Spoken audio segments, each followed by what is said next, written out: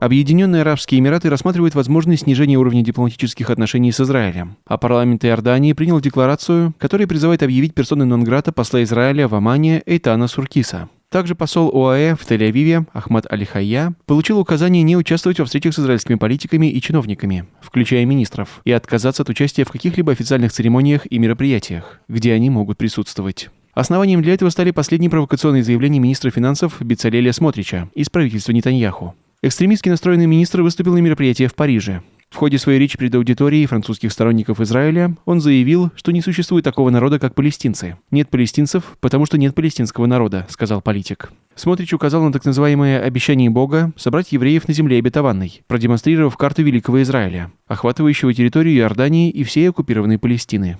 На фоне этих заявлений Министерство иностранных дел Ливана призвало международное сообщество принять сдерживающие меры и отвергнуть заведомо провокационные заявления, направленные на отмену мирного решения и обострение ухудшающейся ситуации на оккупированных палестинских территориях. В постпредстве Российской Федерации при ООН назвали крайне опасными и безответственными высказывания в Париже министра финансов Израиля, носящие оскорбительный для палестинского народа характер. С начала года мы стали свидетелями кровопролитных рейдов сил обороны Израиля в Дженине, Иерихоне, Наблусе и Хуваре, в результате которых свыше полусотни палестинцев было убито, включая 18 несовершеннолетних. На этом фоне наблюдается резкий рост нападений поселенцев и случаев непропорционального применения силы, что приводит к гибели и ранениям среди мирных жителей с обеих сторон, подчеркнули в представительстве. На ежедневной основе поступает информация о массовых произвольных задержаниях. Весьма напряженной остается обстановка в Старом городе вокруг святых мест Иерусалима, особенно сейчас, в контексте священного для мусульман месяца Рамадан. При этом мы подтверждаем и право Израиля на обеспечение безопасности.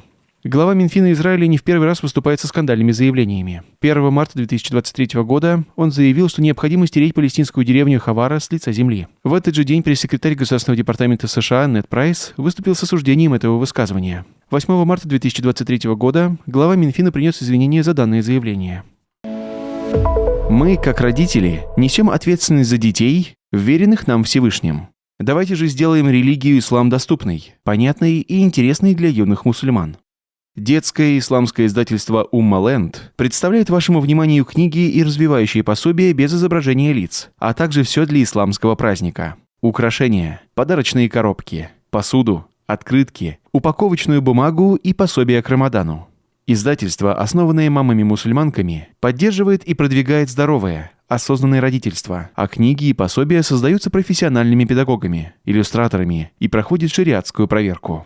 Умма Ленд – это гораздо больше, чем просто книги и пазлы. Это пространство для взращивания исламского иммунитета.